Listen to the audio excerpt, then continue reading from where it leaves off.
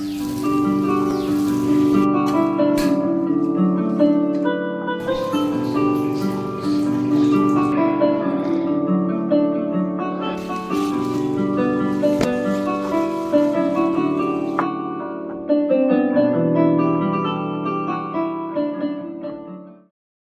Friends, welcome back to my channel. Hope எல்லாரும் ஹெல்த்தியாக சந்தோஷமாக இருப்பீங்கன்னு நம்புகிறேன். இன்னைக்கு விளாக் பார்த்தீங்கன்னா அம்மா வீட்டில் இருந்து தான். லாஸ்ட் வீக் சண்டே காலையில் போல தான் விளாக் எடுக்க ஆரம்பித்தேன். அம்மா வீட்டில் இருக்கும்போது பார்த்தீங்கன்னா காலையில் மார்னிங் வந்து ரொம்ப ரிலாக்ஸ்டாக ஃப்ரீயாக தான் வந்து ஸ்டார்ட் ஆகும். எந்த ஒரு டென்ஷனும் இல்லாமல் ஃப்ரீயாக எந்திரிப்பேன். அன்னைக்கு எந்திரிச்சு வந்ததுமே அம்மா வந்து செடிக்கெல்லாம் வந்து தண்ணி ஊற்றிட்டு இருந்தாங்க. கொடுங்க நான் ஊற்றுறேன்னு சொல்லிட்டு வாங்கி நான் ஊற்றிட்டு இருந்தேன். மழை பெஞ்சதுனால நல்லா செடியெல்லாம் நல்லா தளைஞ்சு வந்திருந்தது. அந்த வீக் ஃபுல்லாகவே நல்லா அடமலை மாதிரி பேஞ்சிட்டே தான் இருந்ததுல. ஸோ அதனால செடி எல்லாமே நல்லா தளைஞ்சு வந்திருந்தது. பார்க்குறதுக்கே நல்லா பச்சை பசேன்னு அழகாக இருந்தது. எங்கள் அம்மா வந்து முன்னாடிலாம் என்கிட்ட சொல்லுவாங்க, ஏதாவது உங்களுக்கு மனசுக்கு கஷ்டமாக இருந்தாலோ அப்படி இல்லை ஏதாவது டவுனாக ஃபீல் பண்ணாலோ இந்த செடிக்கிட்ட போய் உக்காந்தாங்க அப்படின்னாலே ரொம்ப பாசிட்டிவ் வைப் வந்து கிடைக்கும். அதே மாதிரி மனசுக்கும் அவ்வளோ நிம்மதியாக இருக்குன்னு வந்து சொல்லுவாங்க. ஆக்சுவலாக உண்மையை சொல்ல போனால் முன்னாடிலாம் எனக்கு இந்த செடி மேலெல்லாம் பெருசாக இன்ட்ரெஸ்டே இருந்ததில்லை. அவங்க என்ன செய்கிறாங்கன்றது கூட நான் கவனிக்க மாட்டேன். வீட்டில் என்ன செடி இருக்குது அப்படின்றது கூட நான் பார்த்ததே இல்லை. ஸோ அந்தளவுக்கு இன்ட்ரெஸ்டே இல்லாமல் தான் இருந்தேன். இப்போ தான் வந்து இந்த இண்டோர் பிளான்ஸ் எல்லாம் வைக்க ஆரம்பிக்கும் போது தான் எனக்கே வந்து அதில் ஒரு இன்ட்ரெஸ்ட் வர ஆரம்பிக்குது. உண்மையை சொல்ல போனால் காலையில் எந்திரிச்சு அந்த செடியை வந்து பார்க்கும்போது அப்படி ஒரு பாசிட்டிவ் வைப் வந்து எனக்கு கிடைக்குது. அதை இப்போதான் வந்து என்னாலேயே ஃபீல் பண்ண முடியுது.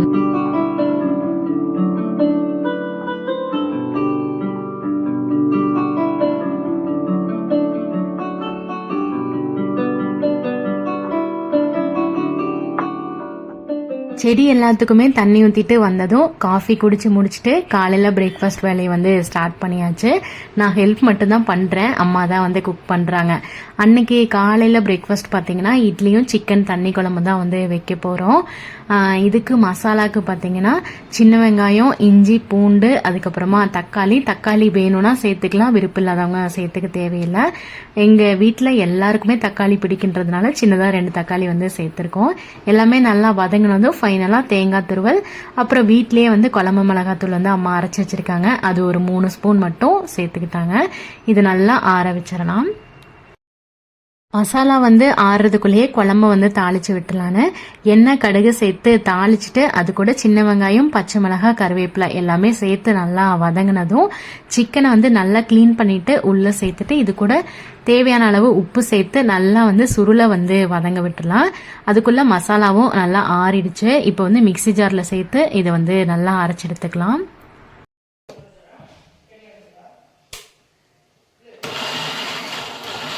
இப்போ கறி நல்லா உருண்டு வந்துடுச்சு. இப்போ இது கூட வந்து கொஞ்சமா சிக்கன் மசாலாவும் மஞ்சள் தூளும் வந்து சேர்த்து இது எல்லாத்தையுமே வந்து நல்லா வதக்கிக்கலாம். மசாலாவோட சேர்த்து கறி நல்லா உருண்டு வந்துருச்சு. இப்போ வந்து நம்ம ஆட்டி வச்சிருந்த மிளகையும் வந்து உள்ள சேர்த்துட்டு தேவையான அளவு தண்ணி ஊற்றிக்கோங்க. அம்மா வந்து எப்போவுமே ரொம்ப தண்ணியாக தான் வந்து வைப்பாங்க, அதனால நிறைய வந்து தண்ணி சேர்த்துக்கிறாங்க. இது வந்து உங்களோட கிரேவி கன்சிஸ்டன்சிக்கு தேவையான அளவுக்கு அட்ஜஸ்ட் பண்ணிக்கோங்க. உப்பு காரம் எல்லாமே பார்த்துட்டு குக்கர்லேயே வந்து டைரெக்டாக விசில் வைக்க வச்சுட்டாங்க. அப்படியே சைட் பை சைடு வந்து குழம்பு ரெடி ஆகிறதுக்குள்ளே இட்லியும் ஊற்றிடலான்னு இந்த சைடு வந்து இட்லி ஊற்ற ரெடி பண்ணிட்டாங்க.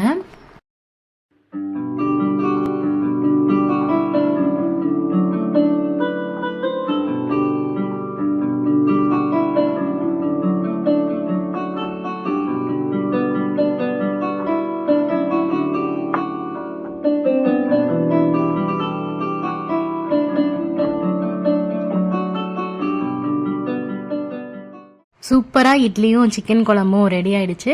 காலையில் பிரேக்ஃபாஸ்ட் வந்து சாப்பிட்டு முடிச்சுட்டு அதுக்கப்புறமா ஆத்தாவுக்கு வந்து மோஸ்ட்லி வந்து நாங்கள் தான் வந்து குழம்பு கொண்டு போய் கொடுப்போம்.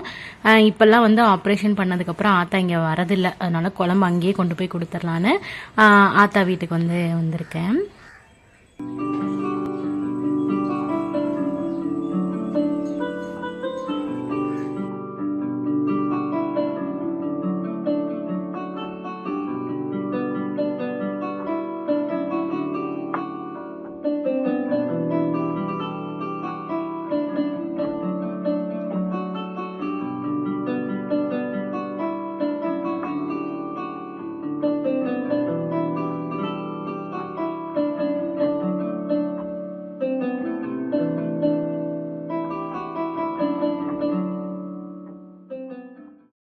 ஆத்தாக்கு வந்து குழம்பு கொடுத்துட்டு எப்போவுமே ஆத்தா வீட்டுக்கு போனால் மறக்காமல் வந்து வர காஃபி குடிக்காமல் வரவே மாட்டேன். அந்த அளவுக்கு அது ரொம்ப பிடிக்கும்.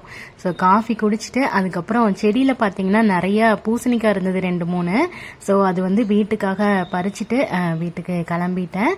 இதோட நான் இந்த விளாகையும் நான் முடிச்சுக்கிறேன். கண்டிப்பாக இந்த வீடியோ உங்களுக்கு பிடிச்சிருக்கும்னு நம்புகிறேன்.